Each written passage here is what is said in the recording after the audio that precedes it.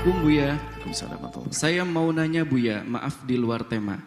Apakah sudah nggak ada kewajiban berbakti kepada orang tua jika anak sudah bersuami? Mohon dijelaskan Buya.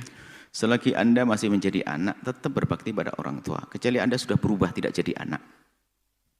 Jadi batu. Jadi kucing bukan anaknya ayah. Jadi kambing. Anda tetap manusia, anaknya ibumu. Punya kewajiban berbakti. Nggak ada kewajiban berbakti dari mana itu. Hanya permasalahannya Anda punya kewajiban yang lebih besar lagi, yaitu kepada suami. Bukan berarti Anda tidak boleh berbakti pada ibu. Anda sebagai seorang suami, Anda harus mendahulukan bakti Anda kepada suami.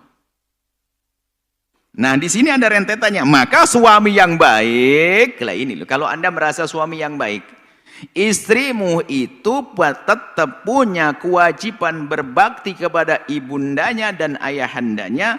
Hanya saja karena dia sudah menjadi suamimu, para suami dengar ini, hanya karena dia sudah menjadi suami istrimu, maka dia punya kewajiban kepadamu lebih gede daripada kepada orang tuanya.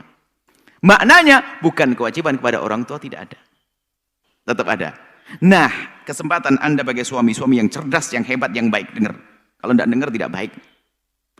Maka dari itu, karena kewajiban istri itu menjadi besar, lebih besar kepada suami daripada ke ibu bapaknya, maka suami yang hebat adalah memberi kesempatan, bahkan memerintahkan, mengajari istrinya agar berbakti pada bapak ibunya. Istimewa. Jadi seorang istri di saat disuruh oleh suami berbakti pada bapak ibunya, 2 pahala. Pahala bakti pada bapak ibunya, pahala patuh kepada suami. Suaminya ahli surga ini pasti.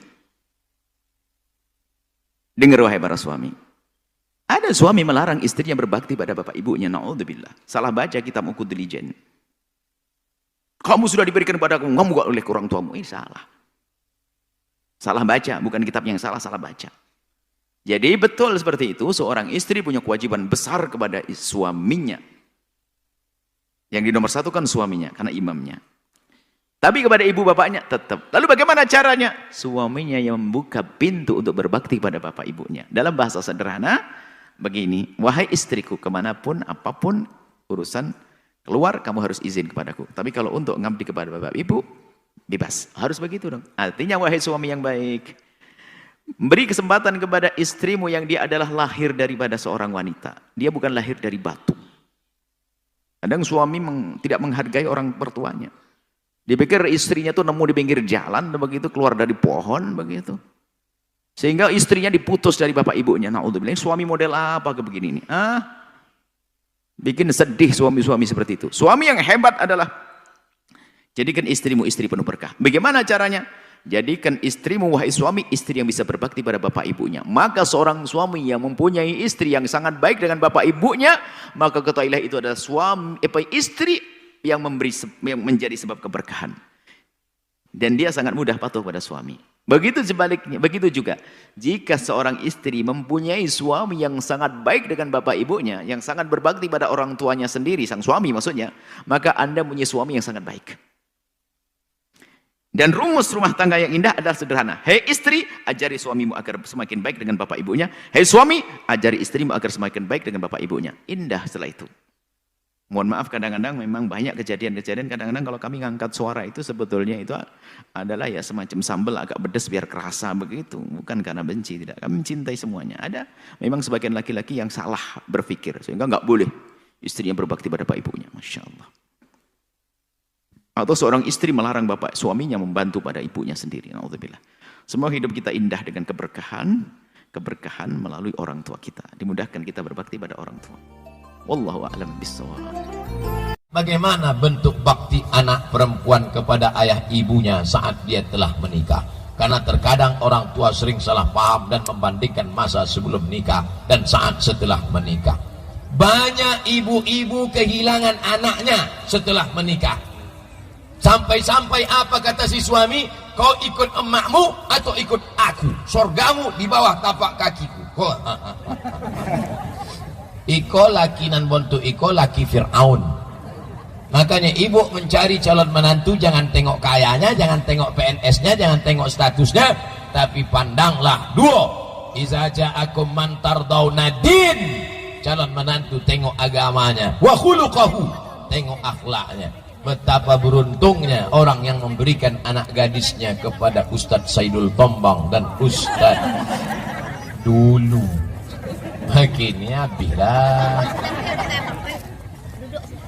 ngakonya nanti jangan terpukau dek motor nyoelo, buka gorden, iko calon menantu awak.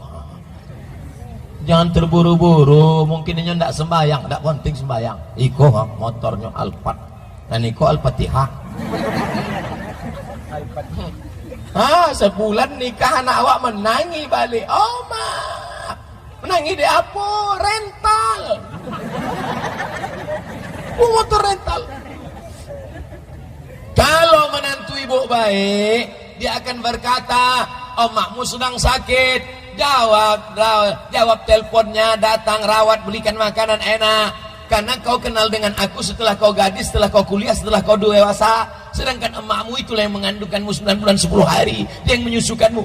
Berapa banyak ibu-ibu berkata, dulu saya sangka kalau nikah anak gadis saya hilang, tapi sekarang setelah menikah bertambah pula anak saya satu laki-laki. Ternyata menantu saya itu lebih sayang pada saya daripada anak saya. Tapi sayangnya yang begini cuma ada di sinetron.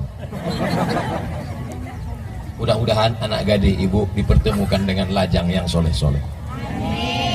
Namanya Bu Amin, kau yang malam babini. Oh lah, anak susun paku.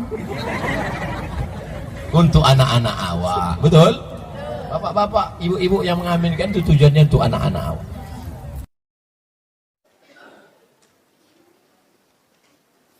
Waalaikumsalam warahmatullahi wabarakatuh. Saya ingin tanyakan, mana yang wajib atau perlu saya lakukan untuk mengurus suami atau orang tua perempuan yang sama-sama sakit sementara masih ada anak yang lain laki-laki sekandung tapi orang tua maunya dengan saya, anak perempuannya.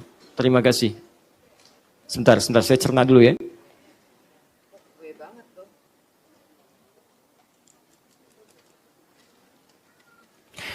Baik, gini, antum yang prioritas itu yang antum dahulukan, tanpa harus memisahkan di antara keduanya. Misal, ada suami, ada anak misalnya laki-laki sekandung. Ya, misal kerabat lah, kerabat yang dekat, ini yang juga dekat. Antum lihat mana kedekatan yang paling utama. Ya, kalau kedekatan paling utama itu yang jadi prioritas, maka itu yang didahulukan.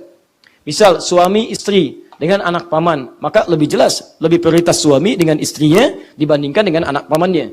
Jadi kalau misalnya adik antum punya anak, anaknya kemudian sakit, dan istri antum sakit, maka antum dahulukan untuk merawat istri antum. Tapi tidak harus juga mengabaikan kemudian untuk meninggalkan anak misalnya adik antum. Kalau memang ada potensi antum untuk membantunya. Misal antum bisa bagi perhatian misalnya paling maksimal untuk istri antum. Tenaganya, biaya, macam-macam. Antum bisa tugaskan orang lain untuk kemudian merawat misalnya adiknya antum.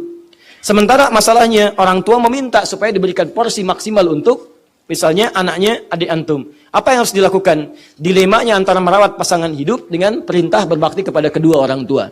Maka dari sini tidak usah dipertentangkan. Antum cukup sampaikan kepada orang tua pengertian yang memahamkan beliau dalam keadaan yang baik. Misal, Ma, insya Allah keinginan Mama, Nanda akan laksanakan sebagai bakti Nanda. Dan mohon doakan supaya Nanda bisa maksimal. Alhamdulillah Ma, Allah juga titipkan pasangan kepada Nanda yang setiap hari mendoakan Mama. Setiap hari juga Alhamdulillah mendorong Nanda untuk memberikan yang terbaik kepada Mama. Kalaulah Allah tidak titipkan istri kepada Nanda seperti ini, mungkin belum tentu bakti Nanda bisa seperti ini kepada Mama. Sekarang ada ujian Ma. Orang yang selalu mendorong Nanda untuk berbuat baik kepada Mama sama-sama sakit juga. Insya Allah berikan kesempatan Nanda untuk merawat keduanya dalam keadaan yang terbaik. Nanti insya Allah saya akan mintakan si Fulan, saya berikan kecukupannya, akomodasinya untuk merawat ya anaknya adik saya ya begini. Sementara saya coba fokus dulu untuk merawat istri.